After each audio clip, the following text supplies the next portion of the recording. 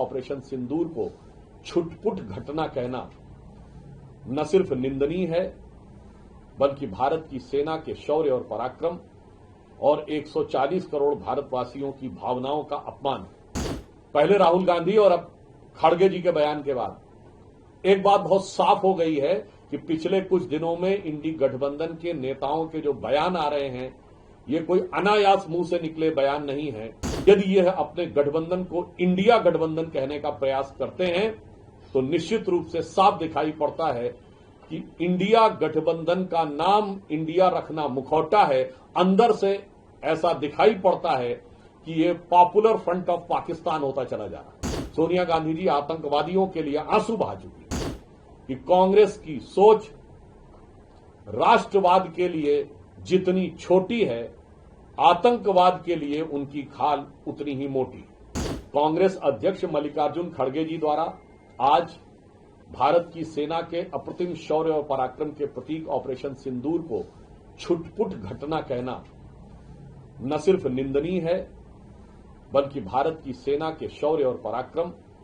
और 140 करोड़ भारतवासियों की भावनाओं का अपमान। इससे पूर्व राहुल गांधी जी अनेक प्रकार के अवांछित और अनर्गल बातें करते हुए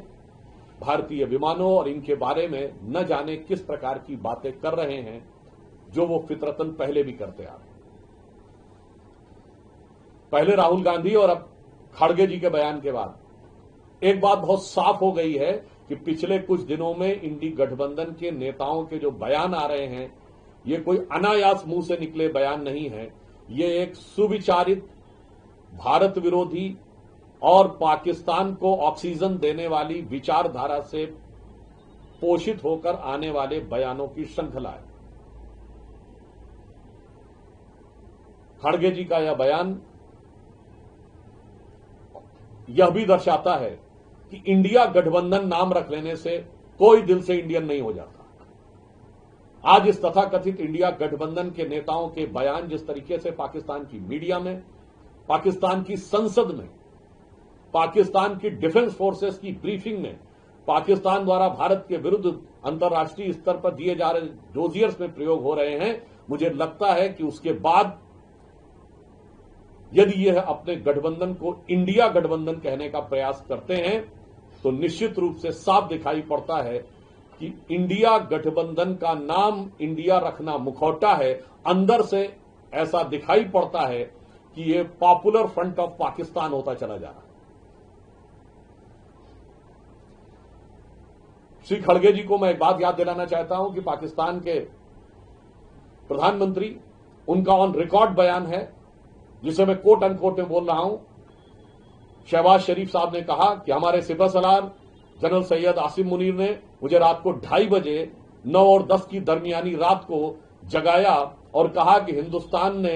हमारे नूर खान एयरबेस के ऊपर मिसाइल छोड़ी है, मिसाइल गिरा दी है, इन्वर्टेड कॉमा क्लोज। अब अगर इसके बाद भी ये कांग्रेस, खड़गे जी, राहुल गांधी जी को छुटपुट घटना नजर आती है तो यह दर्शाता है कि उनकी सोच कितनी छोटी है। इसके साथ हम यह भी बताना चाहते हैं कि भारत की सरकार और सेना के लिए सराहना के वाक्य न बोलने वाली ये वो पार्टी है जिसने अपने समय में हुए आतंकवादी घटनाओं का सेना के आग्रह और तैयारी के बाद भी एक बार भी जवाब नहीं दिया।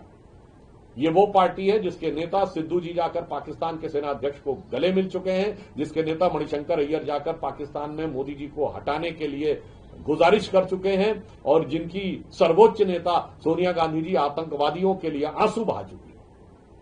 इस पूरे परिप्रेक्ष्य में देखें तो एक बॉटम लाइन बिल्कुल साफ हो जाती है कि कांग्रेस की सोच राष्ट्रवाद के लिए जितनी छोटी है,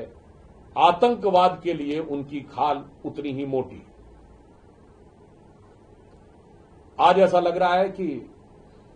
कांग्रेस और इंडी गठबंधन के नेताओं में पाकिस्तान में चैनलों में अपनी पॉपुलैरिटी पाने की एक होड़ सी लग गई है। हो सकता है खड़गे जी का यह बयान कर्नाटक की स्थानीय राजनीति से भी प्रेरित हो कि जब सिद्धारमैया जी के बयान को इतनी पॉपुलैरिटी पाकिस्तान में मिल गई तो मुझे क्यों नहीं मिलनी चाहिए। और कांग्रेस में